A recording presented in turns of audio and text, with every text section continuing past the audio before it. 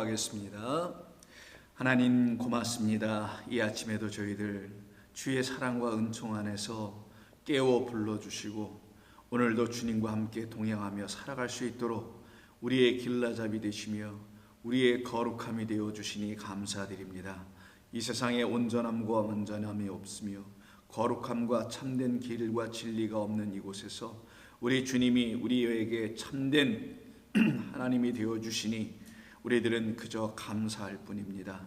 우리들은 그저 주님을 찬송할 뿐입니다. 오늘도 저희들에게 주시는 말씀 안에서 참된 평강을 누리며 살아가는 귀한 하루가 되게 하실 줄로 믿고 예수님의 이름으로 기도드립니다. 아멘. 자, 오늘 이사야 48장 17절 한 절입니다. 이사야 48장 17절 한 절만 보겠습니다. 우리 함께 찾으셨으면은 같이 봉독합니다. 너희의 구속자시요 이스라엘의 거룩하신 이이신 여호와께서 이르시되 나는 내게 유익하도록 가르치고 너를 마땅히 행할 길로 인도하는 내 하나님 여호와라. 아멘. 여러분 이 17절 한 절의 말씀을 지금 방금 들으셨는데요, 함께 읽었는데요, 이 말씀이 여러분들에게 참 큰 평안과 위로가 되지 않으십니까? 만약에 우리에게 여호와 하나님이 계시지 않았더라면 우리는 아마 굉장히 불안한 삶을 계속 살아갈 수밖에 없는 이 세상이라는 불완전한 것으로 채워져 있는, 하나님 없음으로 불완전한 것입니다. 그곳에서 우리는 유리방황할 수 없으며 우리는 어디로 가야 할지, 무엇을 택하여 살아야 할지를 모르는 자들로 살 수밖에 없었을 것입니다. 그것이 인생의 근심이고 그것이 바로 인생의 가장 불안한 것인 것이죠. 그런데도 불구하고 그런 우리들에게 우리 하나님께서 이와 같은 17절의 말씀으로 우리를 위로하십니다. 그리고 우리를 평안케 하십니다. 다시 한번 들어보실래요? 너희의 구속자이시요, 우리를 구속하신 하나님이 계신 것이죠. 이스라엘의 거룩하신 이이신 여호와께서 이르시되 나는 내게 유익하도록 가르치는 하나님이라는 것입니다. 우리 하나님은 우리에게 가장 유익한 것을 주시길 원하시는 하나님이시죠. 마치 아버지가 아들과 딸들에게 가장 유익하고 좋은 것을 날마다 주기를 원하는 그와 같은 마음으로 우리 하나님께서 우리라는 자녀들에게 유익하도록 날마다 가르치신다는 거예요. 그럼 가르치시려면 뭘 가지고 가르치셔야 될 거 아니겠어요? 그것을 하나님의 말씀이라고 합니다. 하나님께서는 당신의 말씀으로 우리를 가르치시는 것인데 그 목적은 우리를 유익하게 함이죠.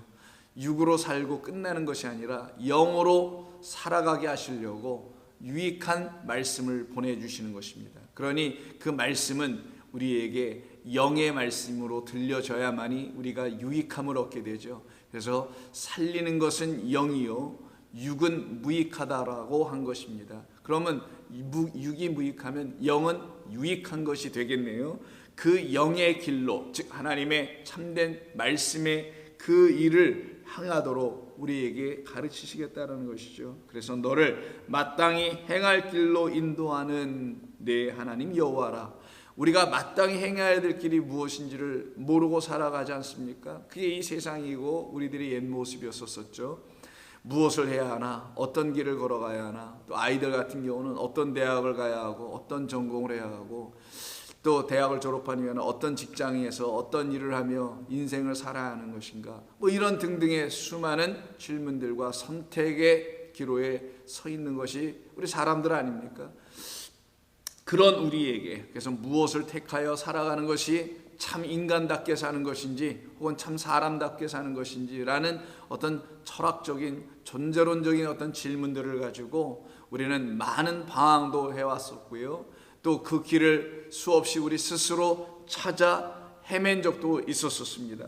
그런 우리, 그렇게 답 없었던 우리, 무엇을 해야 하는지 몰랐던 우리, 그래서 고작 택한 것이라는 것은 이 세상이 내놓는 가장 가치 있는 길이라는 어떤 그것들을 택해 보려고, 그것이 나의 길이라고 생각하여 그 길을 살아가 보려고 했었죠. 그것이 바로 이 세상에서의 우리의 삶의 모습이었습니다. 그런 우리를 놓고 하나님 말씀하십니다.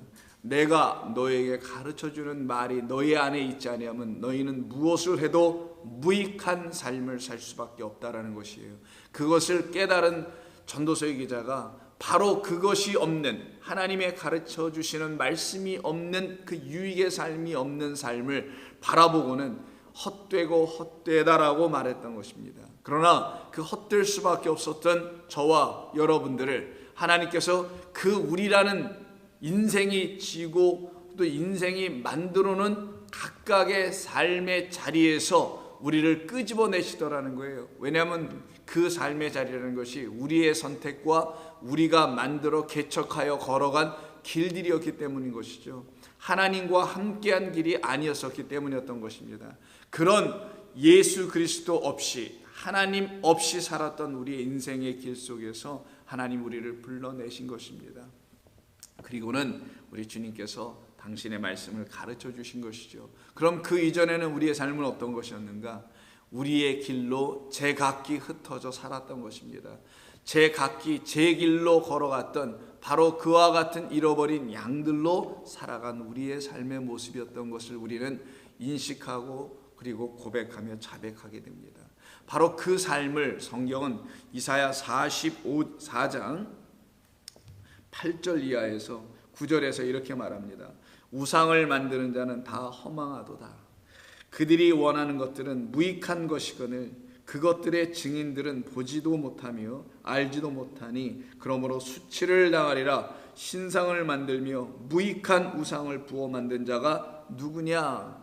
알고 보니 사람일 뿐이라 라고 해서 11절에서 답을 줍니다. 결국 우리가 여호와라는 참된 하나님, 우리에게 참된 생명과 그리고 진리와 길을 제공해 주셔서 우리를 당신이라는 영혼 안으로 들어오게 하시는 그분이 아닌 다른 모든 존재들은 우리에게 무익한 것을 주는데 그들을 한마디로 뭐라고 하냐? 우상이라고 하더라는 거예요. 그럼 우상은 나 자신을 포함한 여호와 하나님을 제외한 그 모든 존재들이 다 우상일 수 있다라는 것. 아니, 우상이라는 것을 성경이 이와 같이 말하는 겁니다. 그 우상에게서 듣는 것, 곧 나에게서 듣는 것, 내 마음에서 내 생각으로 듣는 것, 혹은 이 세상의 질서가 만들어놨다는 어떤 것들로 듣는 것, 이 모든 것이 사실은 무익하게 하는 것들이었다라는 것을 우리는 이제서 다 깨달아 알았던 것입니다. 바로 그들을 향하여서 하나님은 말씀하시는 거예요. 내가 너희의 구속자인 것 이제는 알겠는가? 라고 다시 하나님께서 우리에게 찾아오셔서 우리를 당신의 말씀과 은혜 안에 더 붙드시는 것입니다. 그리고 말씀하십니다. 나는 내게 유익하도록 가르치겠다. 그리고 그 가르침을 듣고 배우길 원하는 모든 사람들 안에는 내가 마땅히 내가 해야 할 일이 무엇인지를 알게 할 뿐만 아니라 내가 마땅히 행해야 할 길이 어떤 길인지, 내가 어딜로, 여기서 행하다라는 것은 걷는 겁니다. 할라크, 우리가 어떤 길을 걸어가야 할지를, 마땅히 걸어가야 할지를 하나님께서 지도하시고 인도해 주시겠다라고 약속하신 것입니다. 그러니 어떤 사람들만 이 말씀을 영접하고 받아들이는가? 이런 사람들 뿐입니다. 내 길이 온전한 길이 아닙니다. 내가 지금까지 왔던 길들은 하나님이 원하시는 그런 길들이 아니었습니다 라고 하는 그 자인식을 하나님이 주시는 말씀 안에서 깨달은 사람들, 그리고 고백한 사람들만 자기의 길을 버리고 여호와 하나님께서 가르쳐 주시고 보여주시고 인도해 주시는 그 길만이 나를 살리는 길이요, 나를 그 아버지께로 인도하는 길이며 영원한 삶을 살아가게 하시는 길이라는 것을 깨달아 안 사람들만 자기의 길을 버리고 여호와의 길을 택하게 될 것입니다. 그 사람들을 성도라고 하는 거예요. 그러면 그분들이 바로 여러분들일 것입니다. 그럼 여러분들의 삶에는 그 성도의 삶에서 나타나는 그 길로 걸어감이 반드시 있어야 합니다. 그래서 성도에게는 항상 하나님이 가르쳐 주시는 두 가지 길을 보여주시는 것이에요. 그래서 그 두 가지 길을 알게 해주시려고 하나님께서는 먼저 우리에게 찾아오셔서 우리 안에 있는 거짓된 길들을 다 보여주시고 폭로해 주시고 그리고 그것을 취하여 걸어가지 못하도록 하나님은 알려주십니다. 이사야 65장 1절 2절을 보시면 이렇게 말씀합니다. 나는 나를 구하지 아니하던 자에게 물음을 받았으며 한 번도 하나님을 찾지도 아니하는 자를 하나님께 찾아가셔서 그를 깨우셔서는 그가 하나님을 찾도록 하셨다라는 거예요. 나를 찾지 아니하던 자에게 찾아냄이 되었으며 결국 그들은 나로 인하여 나를 발견하게 하게 하셨다라는 그런 말씀입니다. 이게 우리의 삶이잖아요. 보니까 내 이름을 부르지 아니하던 나라에 내가 여기 있노라 내가 여기 있노라 하였노라. 내가 종일 손을 펴서 이 일, 1절에 있는 이 일을 이루기 위해서 하나님께서 당신의 권능의 손, 자비의 손, 진리의 손을 우리에게 펼쳐 내주셨다라는 거죠. 그리고는 자기 생각을 따라 옳지 않은 길을 걸어가는 패역한 백성들을 불러냈다라고 하십니다. 인간, 자기 생각이에요. 이 자기 생각을 선악 생각이라고 하는 것입니다. 선악 패러다임에 묶여서는 그저 볼 수 있는 것이라는 건 자기 안에 있는 악을 제거하기 위해서 누군가가 들려주는 인간적 선이라는 것으로 그것을 제거해 보려고 애를 썼던, 그래서 선악에 여전히 묶여 있었던 그런 자기 생각을 따라가고 있는 자들, 이게 바로 인간의 악입니다. 이게 바로 하나님의 선하심이 나타나 있지 않은 상태의 인간들이 말하고 있는 선으로 인간 자기가 스스로 또 자기의 눈으로 바라본 악을 제거해 보려고 수없는 애씀과 그 수고를 한 끝에서 아니 되는 것을 보고 아무것도 안 되는 자기 자신을 보고 하나님의 음성을 듣고 나오도록 하나님께서 인도하신다는 뜻이지요.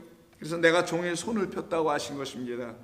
자기 생각을 따라 옳지 않은 길을, 자기 생각에선 결국은 하나님의 원하시는 그 마땅히 행하여, 즉 마땅히 걸어가야 할, 한락해야 될 그 길로 가지 못하니 옳지 않은 길을 걸어갈 수밖에 없게 되겠죠.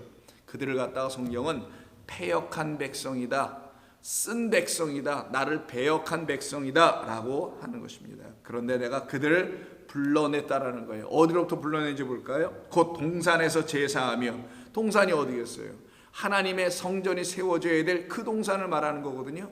그 동산에서 하나님을 만나지 못하고 거짓된 하나님, 다른 말로 하면 우상의 하나님을 만나더라는 거예요. 벽돌 위에서 분향하며 내 앞에서 항상 내 노를 일으키는 백성이라. 그들이 무덤 사이에 앉았다고 하죠. 이들의 바로 자리가 사망의 자리였다는 걸 알려줍니다. 바로 우상을 섬기고 있는 모습이었습니다. 바로 우상, 자기 생각에 묶여서 어떤 존재를 형상화시켜 내니 그가 자기에게 누가 되냐? 하나님이 되어버렸던 거예요. 그게 바로 자기 생각이 만들어낸 하나님이니 그를 갖다가 성경은 뭐라고 하냐? 우상이라고 해요. 그럼 하나님은 어떤 하나님이 되어야 되냐? 우리에게 당신이 우리에게 오셔서 가르쳐 주심으로 말미암아 우리 안에 그리스도의 형상이 온전히 만들어지게 될 때에 그 그리스도로 말미암아 알게 된 영원하신 아버지 하나님을 하나님이라고 하고 여호와 하나님이라고 하는 것입니다. 그때는 그분은 우리에게 우상이 되질 않아요. 그는 우리에게 옳은 길을 걸어가게 합니다. 참된 길을 걸어가게 합니다. 그러려면 우리의 생각이 제거되어야 되겠죠. 왜? 자기의 생각을 따라 옳지 않은 길을 걸어가고 있는 우리였기 때문인 것입니다. 그래서 우리 주님이 우리에게 오시면 심판으로 오시는 거예요.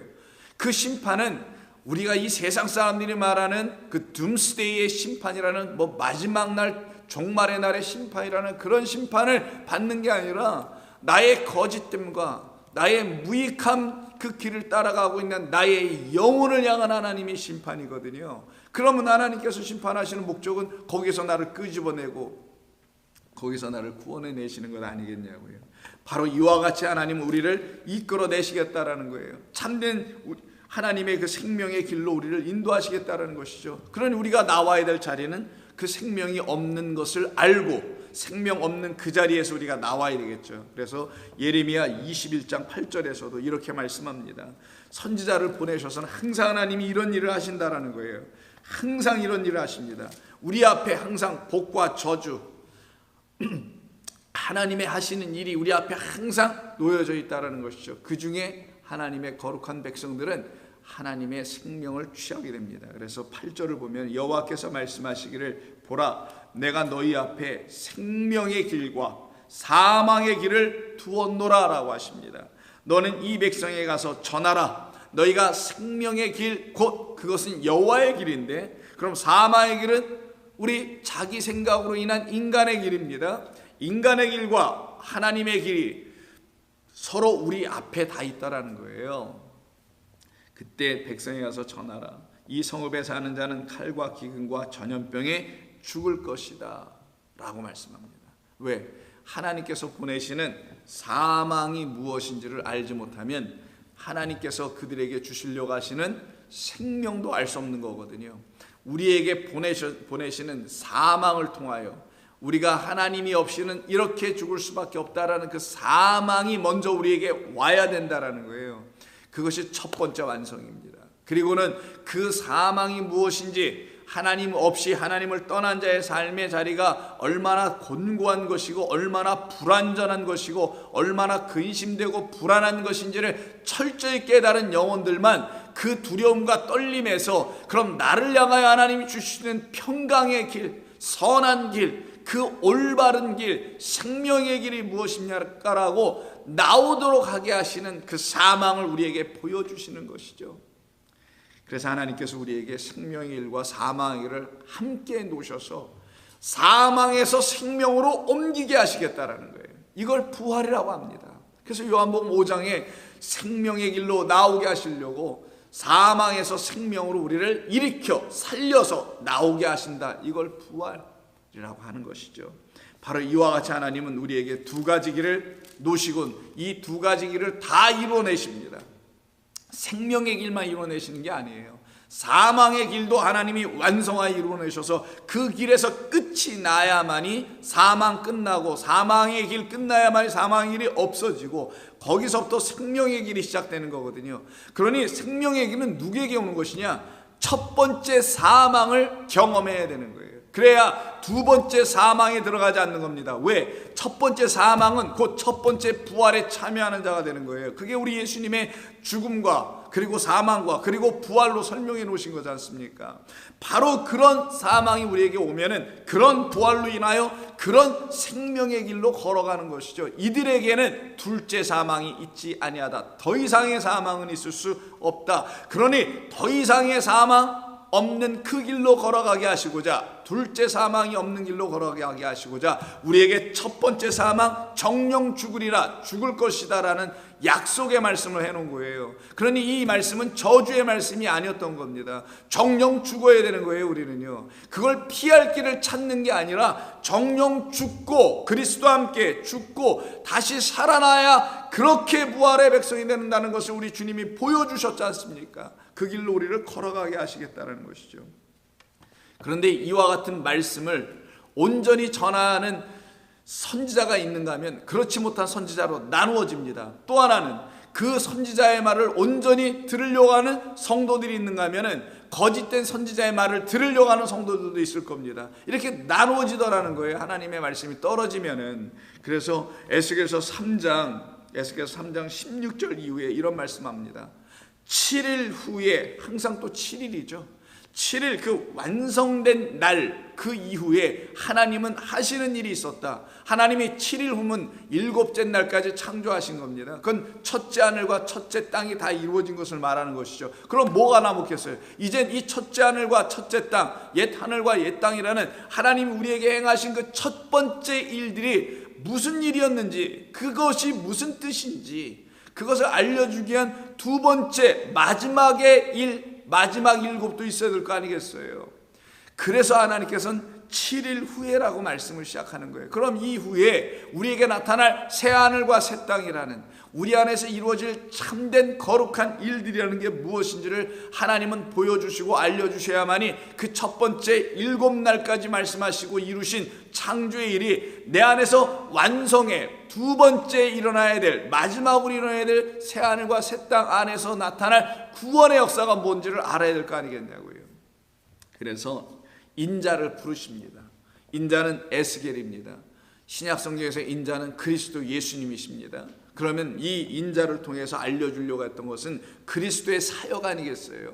여기서 그럼 나오는 인자, 그 파수꾼은 그리스도 예수, 우리에게 나팔을 불려주시는 그 파수꾼이며 우리에게 종을 쳐주시는 그 파수꾼, 우리를 깨우시는 파수꾼 아니겠냐고요. 그래서 이 파수꾼 인자를 부르십니다. 17절, 인자야 내가 너를 이스라엘 족속의 파수꾼으로 세웠으니 너는 내 입의 말을 듣고 나를 대신하여 그들을 깨우치라. 하나님의 입을 대신하는 자. 그래서 예수님께서 그 입을 열어 말씀하여 산상수훈을 시작하여 그 말씀, 하나님의 말씀을 다 풀어 설명해 주시죠. 당신의 입을 대신하여 내 입의 말을 듣고라고 하잖아요. 모세도 마찬가지였고요. 당신의 입을 그의 입에다 말씀으로 넣어주신다고 하지 않습니까? 나를 대신하여 그들을 깨우치라. 깨닫게 하라. 깊은 잠에서 깨어나게 하라. 가령 내가 악인에게 말하기를 너는 꼭 죽으리라 할 때에 내가 그 말을 들었던 그 악인이 깨우치지 아니하거나, 무슨 말이겠어요? 좀 전에 말씀드린 정령 죽으리라는 말씀을 가서 이렇게 설명을 해줬는데 그 말로 오히려 두려워하기만 하고, 그럼 내가 어떻게 안 죽을 길이 어디 있나요? 라고 생각을 하더라는 거예요. 이게 지금의 교회들의 모습입니다. 내가 그럼 어떻게 하면 안 죽습니까? 성경은 뭐라고 하냐면요, 너는 반드시 죽어야 한다는 거예요. 우리는 반드시 죽고 살아나야 되는 것이지 안 죽고 살아나는 게 아니란 말이에요. 우리는 반드시 죽어야 되는 겁니다. 그래서 우리 육신에도 죽음을 놓은 것이잖아요, 가르쳐 주시려고. 근데 그 육신의 죽음 이전에 우리에게 찾아온 영원한 영적 사망이 무엇인지를 깨닫게 해주시는 이 말씀으로 너희는 정령 반드시 죽어야 된다. 그래서 악인에게, 그것을 알지 못하는 우리에게 오셔서 너는 죽으리라 라고 파수꾼이 말씀을 하는 거예요. 그 파수꾼은 인자 그리스도이십니다. 여기서는 에스겔입니다. 그가 와서 어떻게 합니까? 죽으리라 했더니 죽지 않고, 그래서 어떻게 해요? 너희들의 죽음은 이런 죽음이야 라고 십자가에서 죽어주시는 거란 말이에요. 너는 내 입의 말을 듣고 가서 깨우치라. 가령 내가 악인에게 말하기를 너는 꼭 죽으리라 할 때 내가 깨우치지 아니하거나 말로 악인에게 일러서 그의 악한 길을 떠나. 이때 그가 걷는 길을 악한 길이라고 합니다. 옳지 않은 길. 왜? 이사야 65장 2절에서 자기 생각의 길로 걸어갔거든요. 하나님 없는 길을 택하였거든요. 이게 지금 인류가 해오고 있는 일이었던 것입니다. 그 악한 길을 떠나 어떤 길로? 생명을 구원하게 하지 아니하면. 그럼 어느 길로 가게 하는 거예요? 생명의 길로 가게 하는 게 파수꾼의 일이라는 거예요. 근데 이 파수꾼이 이 일을 하지 아니하면 그 악인은 그의 죄악 중에서 당연히 죽는다. 자기가 죄악 중에서 죽을 수밖에 없다는 사실을 깨닫게 하는 말을 주지 않으니 그 자기 죄악으로 그대로 죽어버리더라는 거예요. 죄악에서 살 길을 열어주시는 하나님의 표가 그에게 있다라는, 하나님의 그 오트가, 완성이라는 의미의 오트가 있다는 사실을, 하나님의 구원의 표가 그에겐 이미 있다는, 그게 언약입니다. 약속이라는 거예요. 그게 있다는 것을 알려주지 못하면 이게 거짓된 파수꾼을 말하는 거예요. 그 악인은 그 죄악 중에서 죽으려니와 내가 그의 피값을 내 손에서 찾을 것이다. 이런 말을 설교할 땐 저도 두렵습니다. 여러분도 그러실 거라 생각합니다만은 이게 바로 성도의 두려움인 거예요. 성도는 이런 말씀을 들을 때마다 겸허해지지 않을 수가 없는 겁니다. 근데 19절에서 이렇게 말합니다. 내가 파수꾼아, 내가 인자야, 내가 악인을 깨우치되, 깨우쳤어요 여기서는. 그런데 그가 그의 악한 마음과 악한 행위, 이게 뭐예요? 자기 생각이라는 거죠. 인간의 그 악함, 그게 뭐겠어요? 선악으로 스스로 판단하는 거예요. 자기에게 있는 어떤 악을, 그건 악도 아닌데 사실 하나님 말씀하시는 악은 그거보다 더한 게 있는 건데 그거를 인간, 자기가 생각하는 또 어떤 선으로 땜빵하려고 하고 있는 자들, 제가 분명히 말합니다. 지금의 교회들이 대부분 이러고 있다는 겁니다. 성도들을 이 시궁창으로 몰아넣고 있다는 거예요. 자기의 선함이 자기의 악함을 이기게 할 수 있다고 가르치더라는 거예요. 마음과 악한 행위에서, 그의 악한 마음과 악한 행위에서 돌이키지 아니하면, 네가 깨우쳤는데도 불구하고, 네가 하나님의 말씀, 내 입에서 나온 말을 가지고 그들에게 전해줬는데도 불구하고 그들이 돌이키지 아니하면 그는 그의 죄악 중에서 죽으려니와 너는 내 생명을 보존하리라. 그럼 이 백성이 죽는 건 두 가지가 있다라는 거예요. 18절에서는 선지자가 온전히 가르치지 않아서 죽는 경우가 있고, 둘째는 선지자가 전했는데도 그들이 돌이키지 않아서도 죽는다라는 거예요. 이 백성들의 죽음은 이 두 가지로 다 죽더라는 거예요. 그 중에 안타까운 건 선지자가 깨우치지 않아서 죽는 경우입니다. 그나마 난 것은 또 무엇이냐?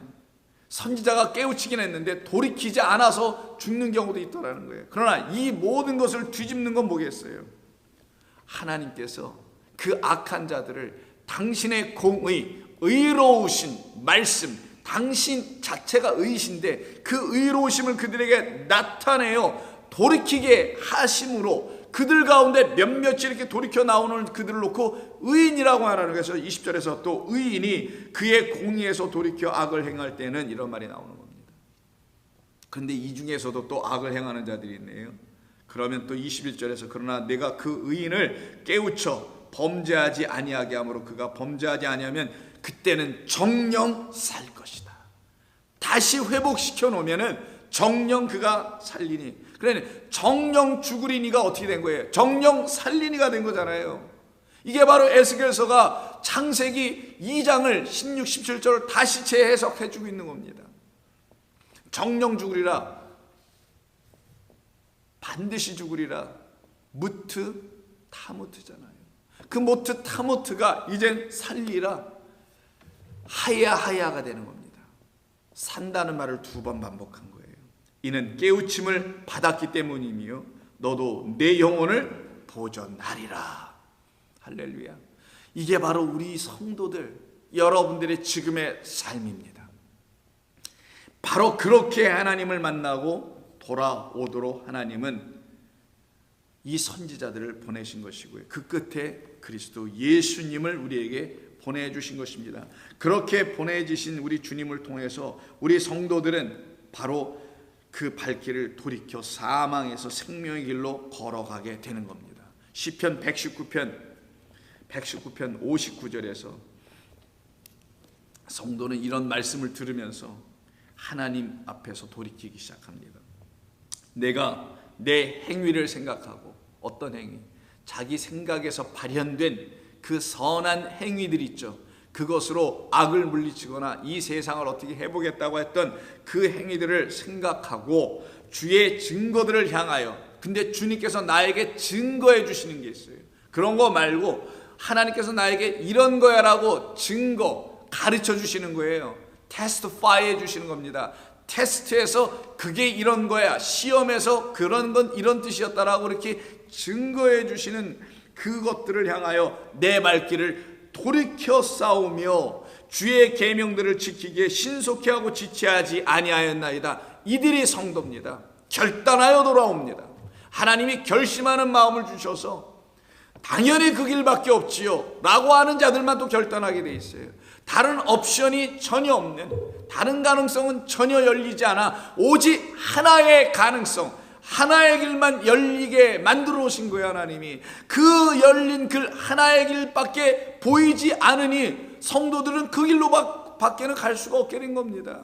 이게 얼마나 감사한 거냐고. 여러 앞에 두 길 있으면 얼마나 혼란스럽겠냐고요. 이걸 해야 돼, 저걸 해야 돼, 이 길로 가야 돼, 저 길로 가야 돼, 이걸 택해야 돼, 저걸 택해야 돼. 늘 날마다 이 두 마음으로 나눠져 있잖아요. 이걸 선악의 마음이라고 하는 거예요. 근데 하나님은 한 분이십니다. 그분만 선하십니다. 하나님은 선하신 분이란 말이에요. 그래서 그분의 선으로 모든 것을 이루게 된다는 거예요. 성도들은 둘로 나눠지지 않고요.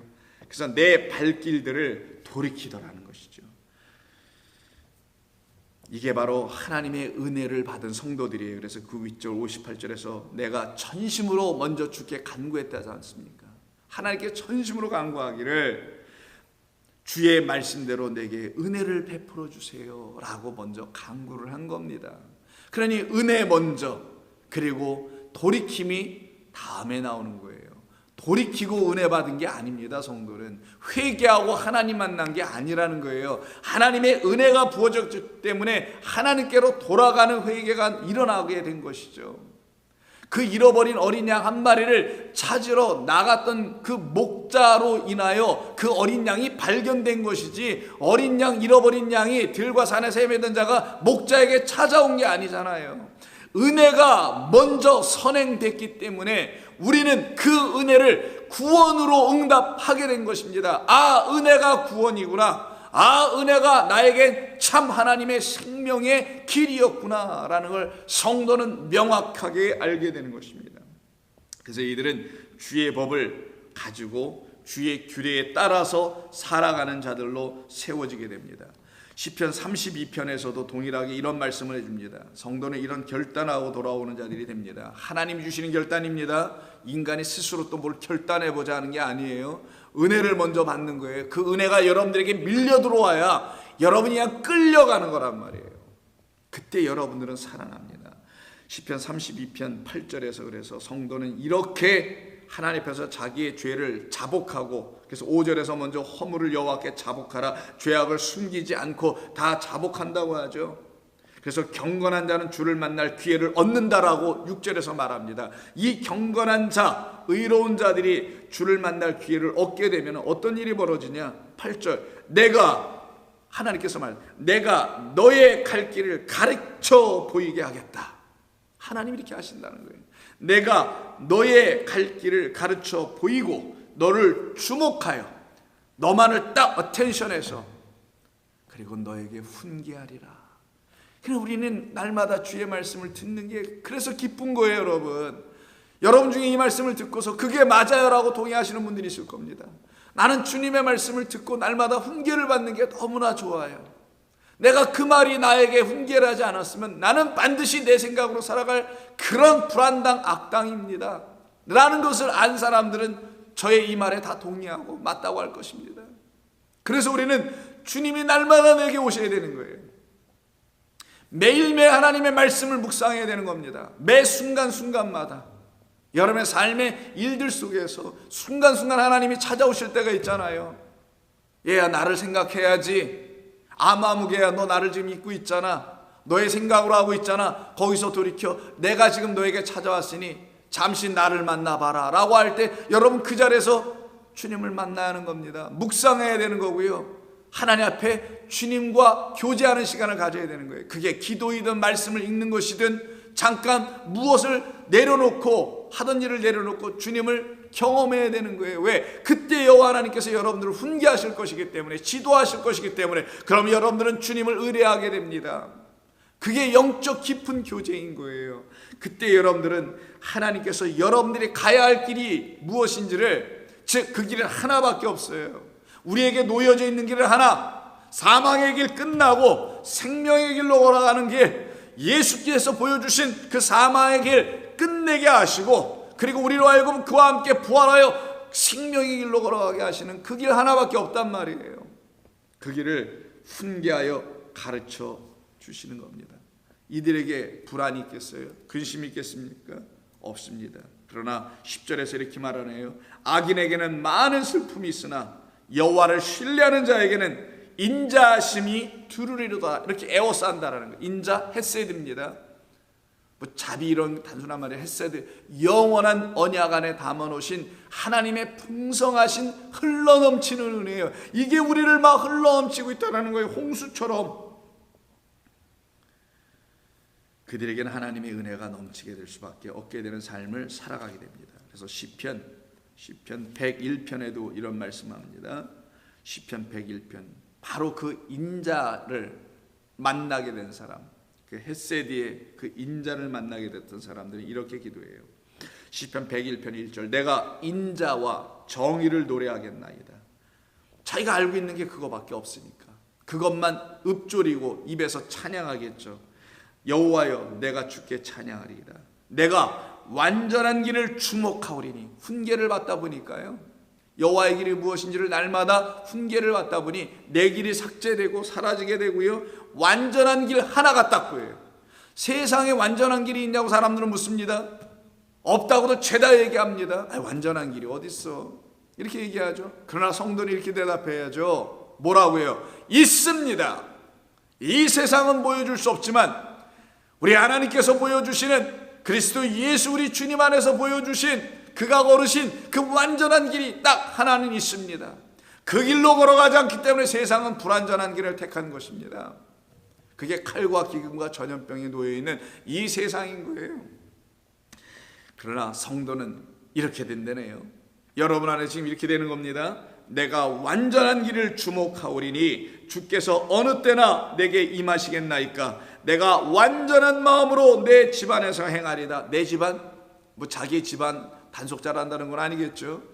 우리 하나님의 집 안에서 완전한 마음으로 행한다는 거예요. 그러면 완전한 마음, 완전한 길, 이게 다 뭐겠어요? 우리 생각, 우리의 마음 다 끝나고 하나님의 마음이 우리 안에 들어와서 완전하신 탐함입니다.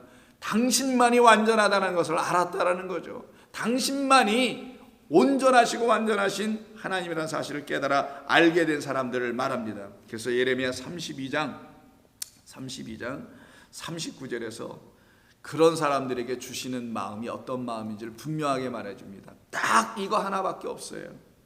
이들을 놓고 하나님은 선지자 예레미야를 보내셔서 이렇게 말씀해 줍니다. 나에게 훈계를 듣는 백성들에게 가서 알려주라는 것이죠. 내가 그들에게 한 마음과 한 길을 주어, 하나의 마음과 하나의 길만 주어. 당신의 하나의 마음, 완전한 마음입니다. 하나의 길, 그게 바로 완전한 길이에요. 두 개의 길이 어떻게 완전하겠어요? 이것이냐 저것이냐 다투고 싸울 텐데. 근데 하나의 마음, 하나의 길을 딱 주어서 그 하나의 마음, 하나님의 마음, 하나의 길, 하나님의 길, 여호와의 길, 이거 하나만 딱 갖고 있는 사람들로 만들어 주시겠다라는 거니 이게 얼마나 고맙고 감사한 일입니까? 자기들과 자기의 후손의 복을 위하여 항상 나를 경외하게 하고 내가 그들에게 복을 주기 위하여 그들을 떠나지 아니하리라 하는 영원한 언약을 그들에게 세우고 나를 경외함을 그들의 마음에 두어 나를 떠나지 않게 하고 내가 기쁨으로 그들에게 복을 주되 분명히 나의 마음과 정성을 다하여 그들을 이 땅에 심으리라. 그러니 정성과 수고와 애씀은 그 포도나무를 심으신 그 요한복음 15장 1절에 나온 내 아버지 농부라는 농부의 수고인 아버지의 수고밖에 더 있냐고요. 그래서 마음과 정성과 뜻을 다하여 주 여호와 너의 하나님을 섬기라 할 때 그 마음과 뜻과 정성을 다하여 주 여호와 하나님을 섬길 자는 오직 그리스도 예수 한 분밖에 없었어요. 역사 속에는. 그래서 신명기 6장에 있는 그 마음과 뜻과 정성을 다하여 여호와 하나님 섬기신 분은 우리 주 예수님 한 분이고요. 그분을 통하여 비로소 우리들도 마음과 정성과 뜻을 다하여 여호와 하나님을 섬길 수 있는 그 마음 하나, 그 하나의 마음과 그 하나의 길을 우리에게 주신 것, 이걸 받은 사람들만 이것을 할 수 있는 거거든요. 이들을 땅에 심으셨다, 그 성전에 놓으셨다라는 것이고요. 그리고 이들을 누구라고 하냐? 그 위에 절 38절에서 그들은 내 백성이 되겠고 나는 그들의 하나님이 될 것이다. 이게 영원한 언약, 신의 산 언약입니다. 하나님의 율법을 모세에게 주신 이유였다라는 거예요. 내가 이 법을 주는 것은, 이 훈계를 주는 것은 이 법도와 율례를 통해서 내가 그들의 하나님됨을, 그들이 내 백성임을 내가 알게 하기 위하여 이 글을 주는 것이란다 라고 말씀하신 거예요. 바로 그 영원한 언약을 여러분 안에서 이루셨습니다. 여러분 안에서 지금 완성되어 가고 있는 거예요. 이루어져 가고 있는 거예요. 다 되었다 함이 아니요. 아직도 우리는 갑니다. 언제까지? 여러분의 육신이 다하는 그날까지 실족치 않아야 합니다. 날마다 겸허하게 주의 말씀 앞에 엎드려야 되는 거예요. 이 엎드리는 사람들에게 하나님이 말씀하십니다. 잠언 4장 지혜의 영, 참된 말씀을 주시는 우리 하나님께서 11절에서 잠언 4장 11절에서 이렇게 말씀하십니다. 내가 지혜로운 길을 네게 가르쳤으며, 여기서 아버지가 아들이죠. 그러니까 여호와 하나님께서 우리라는 자녀들에게 가르치는 말씀을 잠언에서는 아버지가 아들에게 훈계하는 말씀, 지혜를 주는 말씀으로 표현하는 겁니다. 내가 지혜로운 길을 네게 가르쳤으며 정직한 길로 너를 인도하였은즉 다닐 때에, 내가 그래서 다니게 될 때 내 걸음이 곤고하지 피곤하지 쓰러질 만하지 아니하겠고 달려갈 때는 오히려 돌뿌리 같은 거에 걸려 넘어지는 그런 실족하지 않게 하시겠다라고 말씀합니다. 훈계를 굳게 잡아 놓치지 말고 지키라. 이것이 내 생명이라. 그러니 생명의 길로 걷고 있는 자들이죠. 실족함이 없는 것이니 생명의 길로 걷는 것이죠. 실족은 고작 이 세상이 말해주는 그런 어떤 것들을 가졌니 못 가졌니, 병을 얻었니 못 얻었니, 흥망성쇠라고 하는 이 세상의 이야기. 그래서 rise and fall, 올라왔다 세워졌다 어느 날 무너지는, 소위 그 흥망성쇠의 역사의 이 뒤바뀜 속에서 그것이 인생의 무슨 드라마 같은 것으로 오해되어서 그 가운데서 하나님의 참된 생명의 길을 잃어버리고 살았던 우리들에게 지혜의 영께서 오셔서 우리를 정직한 길로 가르쳐 주심의 역사가 나타나게 됩니다. 그러니 이들은 소망할 수밖에 없어요. 무엇을? 하나님의 하시는 그 일을, 당신이 하시는 일이 맞습니다. 지금 내 안에서 하시는 모든 일은 진리입니다. 연단하시는 것도 진리요, 시험하시는 것도 진리요. 그래서 어저께 우리가 말씀 나눴잖아요. 베드로전서에서도 그렇고, 시험당하는, 불시험당하는 것을 이상한 것으로 여기지 말라. 너희를 훈계하는 것이며 너희를 하나님께서 온전한 그 길, 생명의 길로 이끌어 가시는 길이니, 하는 일이시니 두려워하지 말라는 거예요. 그래서 성도가 이것을 깨닫게 되면은 어떠한 고통과 고난 속에서도 그들은 오직 하늘만 바라보게 돼 있어요. 왜? 올바로 서 있으니까, 진리의 말씀으로 세워져 가고 있기 때문인 것이죠. 그래서 그들은 쓰러지지 않습니다, 절대로.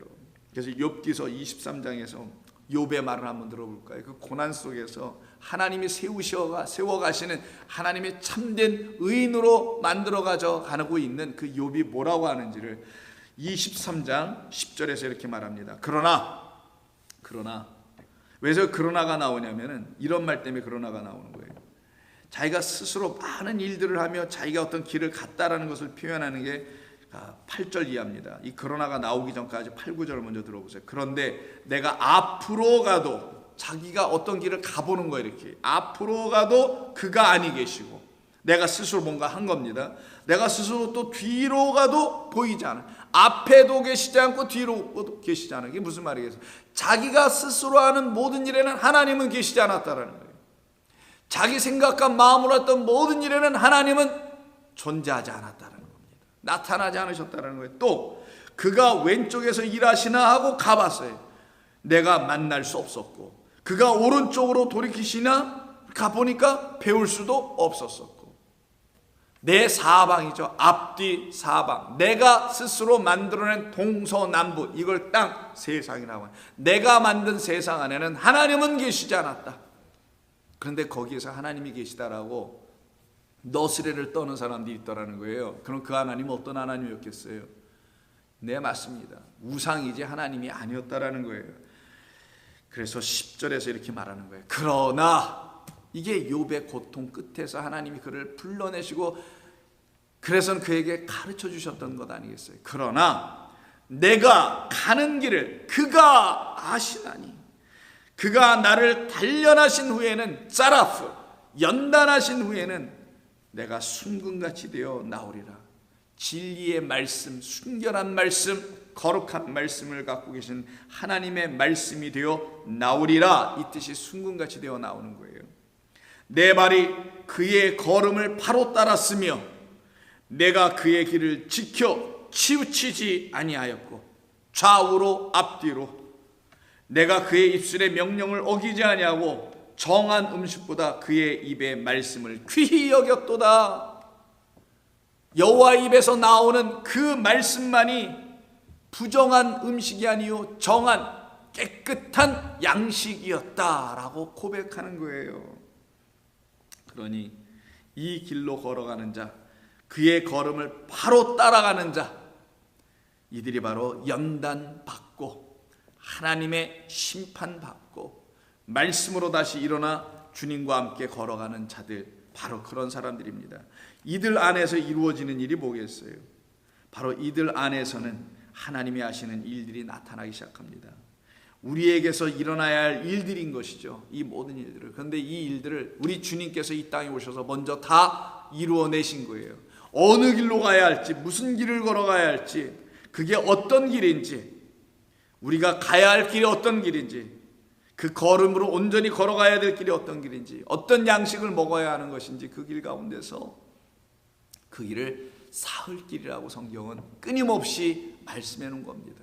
사흘길은 우리의 자리에서 하나님의 자리로, 말씀의 자리로 왔다가 건너왔다가 그리고 영원한 아버지의 나라까지 가는 것을 사흘길이라고 합니다. 그러니까 애굽이라는 곳에서 말씀이 있는 곳으로 왔다가 그리고 하나님의 나라로 가는 거예요. 영원한 나라로. 이게 우리 가운데 일어날 사흘길, 3일길입니다. 그래서 누가복음에 보시면은 13장 31절 이하에서 이런 얘기를 하십니다. 예수님께서 곧 그때 어떤 바리새인들이 나와 이르되 나가서 여기를 떠나소서 헤롯이 당신을 죽이고자 하나이다. 이르시되 너희는 가서 저 여우에게 이르되 오늘과 내일은 내가 귀신을 쫓아내며 병을 고치다가 제3일에는 완전하여지리라. 완전한 말씀이 된다는 거예요. 3일 때. 근데 이 3일이 다 그에게 일어나지 않으면 우리는 그분 예수님을 완전한 하나님의 말씀, 완전한 길, 완전한 마음은 하나님밖에 갖고 계시지 않는단 말이에요. 그 완전하게 하는 말씀으로 우리에게 다시 주시기 위해서 우리가 지금까지 갖고 있었던 이 불완전한 말씀, 이 율법이 불완전하다는 게 아니라 이걸 우리의 마음으로 읽었기 때문에 이 말이 완전해지지 못한 상태였던 거예요. 그 위에다가 거짓된 믿음들로 신앙생활을 하고 말았던 겁니다. 그런 우리를 불러내는 거예요, 하나님께서는. 그리고는 예수 그리스도를 다시 보게 하는 것입니다. 그가 하신 일이 무엇인지를. 그래서 예수님이 오늘과 내일을 쓰는 거예요. 첫 번째 날과 두 번째 날을 말합니다. 그리고 오늘과 내일은 내가 귀신을 쫓아내며, 왜? 애굽과 그리고 광야에서 하신 일이 뭐예요? 이게 첫째 날 오늘과 내일이니까 전부 다 그들의 헛됨과 무익함과 우상 섬김을 다 폭로하여 그것들을 다 쫓아내잖아요. 뭘로? 다바르, 하나님의 말씀으로. 광야에서 바위를 깨트려 물을 내어주시고 하늘에서 양식 만나를 주심으로, 하나님의 말씀을 주심으로. 그리고는 병을 고치다가 제3일에는 어떻게 돼요? 완전하여지리라. 이건 비유의 말씀인 거란 말이에요. 우리 하나님께서 지금까지 하셨던 모든 일이 다 이런 일이었다. 이 일을 내가 완성하러 온 것이며 이 일을 내가 증거하러 온 것이라는 거예요. 하나님이 하신 일을 이 아들이 증거하러 오는 거예요. 여러분 안에서 그 아들이 증거해 주셔야 된다는 것입니다. 그때 비로소 우리 안에 완전한 하나님의 마음과 완전한 길이 들어오게 됩니다. 그러나 오늘과 내일과 모레는 내가 갈 길을 가야 하리니 선지자가 예루살렘 밖에서 죽는 법이 없느니라. 예루살렘 평강이 저기 있다. 그럼 평강은 저기 하늘 된 자들 안에 평강이 있어야 되겠죠. 그래서 예루살렘에는 성도를 말하려고 하는 거예요. 하나님의 평강을 가진 자들, 그 성, 그래서 거룩한 성 새 예루살렘이 하늘에서 내려오는 거예요. 그걸 성도 신부라고 하는 거잖아요. 그러니 예루살렘에서 선지자는 죽어야 한다고 하시죠. 선지자가 예루살렘 밖에서는 안 죽는다? 뭐겠어요? 성도들 안에서 죽으러 오셨다라는 말씀인 거예요. 어떤 성 예루살렘 그 성 안에서 예수님 정말 죽으셨습니까? 그 밖에 골고다에 가서 죽으셨지.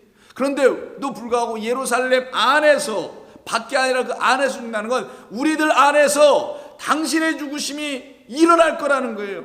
내 안에 사망이 있음을 보게 하시겠다라는 거예요. 내 안에 하나님의 저주가 있다는 것을 알게 해주시는 그리스도의 죽음이 내 안에서 이루어지게 되게 하시겠다. 이게 사흘길을 완성하는 것이다. 그리고는 예루살렘아 예루살렘아 라고 우리 성도들을 부르시는 겁니다. 이게 뭐 성을 부르는 거겠어요? 선지자들을 죽이고 내게 파송된 자들을 돌로 치는 자여, 암탉이 제 새끼를 날개 아래 모음같이 내가 너희의 자녀를 모으려 한 일이 몇 번이냐? 그러나 너희가 원하지 아니하였도다. 보라, 그러므로 너희의 집이 이제는 황폐하게 될 것이다. 버림받으리라. 우리 안에 있는 거짓된 성전, 우리가 지어놓던 그 집들이 다 무너지게 되리라. 너희가 주의 이름으로 오시는 일을 찬송하게 내가 만들어 놓겠다. 그게 없어져야지. 주님이 내게 호산나로 오실 때, 호산나, 우리를 구원하여 주옵소서라고 그들이 외치잖아요. 그때 했던 말이 뭐예요? 주의 이름으로 오시는 이여, 그 이름을 찬송합니다. 복이 있을지어다 라고 말씀하잖아요.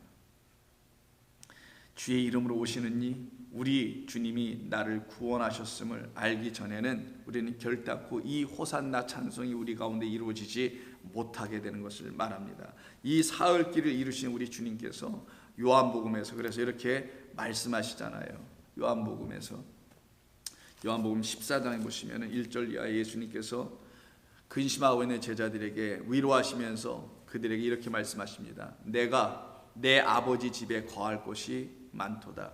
그렇지 아니하면 너희에게 일렀으리라. 내가 너희를 위하여 거처를 예비하러 나는 이 사흘길을 완성하러 간다. 어디로 가시는 거겠어요? 십자가로 가시는 거예요. 그 길이 뭐라고요?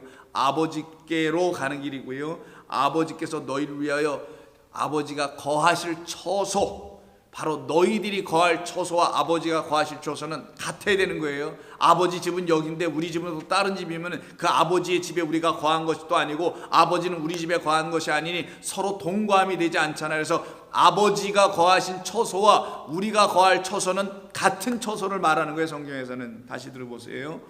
자, 내 아버지 집에 거할 곳이 많도다.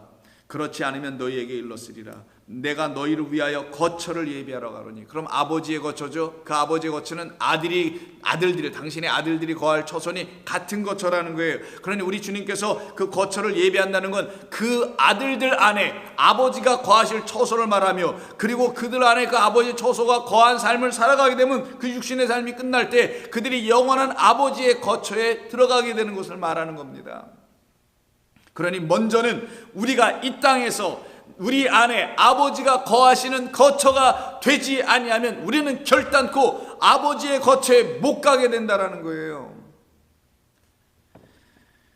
가서 너희를 위하여 거처를 예비하면, 3일길 완성하시면 이런 말이죠. 내가 다시 와서 너희를 나에게로 영접하여. 그래서 왜 나에게로 또 영접한대? 죽으신 이후에 나에게로 영접하여 성령 보혜사가 되어서 당신의 진리의 영 안으로 이끌어 들이시겠다라는 거예요. 나 있는 곳에, 그가 있는 곳은 어디예요? 영으로 계시니 아버지에 계신 곳이죠. 영으로 계시니 하나님의 성소 말씀 안에 계시는 거예요. 나 있는 곳에 너희도 있게 하리라. 진리의 말씀 안에 너희도 있게 하리라. 내가 어디로 가든지 그 길을 너희가 알게 될 것이다. 그 길 바로 우리에게 유익한 길입니다. 살리는 길이에요. 우리를 살게 하는 길입니다. 내가 어디로 가든지 그 길을 너희가 알게 하리라. 도마가 이르되 주여 주께서 어디로 가시는지 우리가 알지 못하거늘 그 길을 어찌 알겠사옵나이까. 예수께서 이르시되 내가 곧 길이요 진리요 생명이니 나로 말미암지 않고는 아버지께로 올 자가 없느니라. 이 길 하나를 주신 겁니다. 세상에는 하나의 길이 어디 있어? 다양한 길이 있지. 인생에 수많은 길들이 있는 것이지, 인생에 수많은 인생들이 있듯이 길도 다양한 것이지 라고 말하지만 오직 길은 하나밖에 없습니다. 우리에게 주신 그 한 가지 길로 우리를 인도해 가시는 것이죠. 그래서 성도가 이 길을 알게 되고요, 이 길 가운데 서 있음을 깨달았을 때 그들은 날마다 주님과 동행하길 원합니다. 눈을 뜨면서부터 눈을 감을 때까지, 그걸 갖다가 아침과 저녁이라고 하죠. 저녁에 눈을 감고 그 다음 아침 새롭게 눈을 뜰 때까지 항상 주님의 마음을 듣고자 귀를 기울이는 자들로 살아갑니다. 그래서 시편 143편 1절에서 여호와여 내 기도를 들으시고 내 간구의 귀를 기울이시고 주의 진리와 의로 내게 응답하소서. 항상 진리와 의는, 어제도 말씀드렸나요? 항상 짝이라 그랬죠. 진리와 의는 같은 것입니다.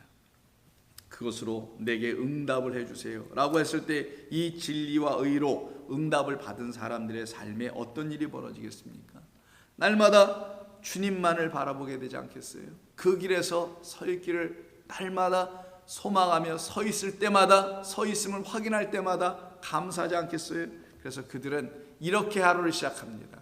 이런 아침, 이런 새 아침, 새 하늘을 만납니다. 8절입니다. 아침에 나로 하여금 주의 인자한 말씀을 듣게 하소서. 내가 주를 의뢰함이니이다. 내가 다닐 길을 알게 하소서. 내가 내 영혼을 주께 드립니다. 여호와여, 나를 내 원수들에게서 건지소서. 내가 주께 피하여 숨었나이다. 주는 나의 하나님이시니 나를 가르쳐 주의 뜻을 행하게 하소서. 주의 영은 선하시니 나를 공평한 땅에 인도하소서. 여호와여, 주의 이름을 위하여 나를 살리시고 주의 의로 내 영혼을 환난에서 끌어내소서. 주의 인자하심으로 나의 원수들을 끊으시고 내 영혼을 괴롭게 하는 자를 다 멸하소서. 나는 주의 종이니이다. 주의 종은 주인의 길을 따라가는 자를 주의 종이라고 합니다. 그들은 아침마다 주의 인자하신 말씀을 듣기를 원하며 자기들이 다닐 길이 아니라 그 길이 여호와의 길이 되게 하기를 소원하는 자들입니다. 그래서 그 길을 반드시 알기를 원하는 거예요. 여호와의 길을. 그래야 그 여호와의 길을 자기의 길로 걸어갈 수 있기 때문입니다. 오늘 본문의 말씀 바로 그와 같은 말씀을 주신 것이죠. 너희의 구속자이시오 이스라엘의 거룩하신 이이신 여호와께서 이르시되 나는 내게 유익하도록 가르치고 너를 마땅히 걸어가야 할 길로 인도하는 내 하나님 여호와라. 여러분에게 하나님은 이 하나님 한 분뿐입니다. 감사하며 오늘의 주어진 모든 일들 속에서 여호와의 길 가운데 서서 걸어가시는 복된 사흘길이 여러분들 가운데 일어나기를 주의 이름으로 부탁합니다. 기도하겠습니다. 아버지 하나님, 고맙습니다. 우리가 가야 할 바의 그 길을 알지 못하고 방황하여 들과 산에서 이리저리 헛된 길을 찾아 헤매고 있었을 때 우리의 선한 목자 그리스도 우리 주님이 우리에게 오셔서 우리를 거기서 찾아내시고 어깨에 메시고 당신 그 아버지의 집으로 우리를 데리고 가셨사오니 우리는 이제 이 세상의 길을 걷는 자들이 아니요 세상이 우왕좌왕하는 아우성치는 그 소리들을 내뿜고 있는 그 길로 걸어가는 자들이 아니요 오직 참되고 거룩한 진리의 음성을 날마다 양들에게 주시는 선한 목자의 그 지팡이와 그 소리를 듣고 쫓아가는 주의 종들의 삶을 살기를 원합니다. 주께서 우리를 그렇게 인도하여 주시옵소서. 우리 주님 예수님의 이름으로 감사하며 기도하옵나이다. 아멘.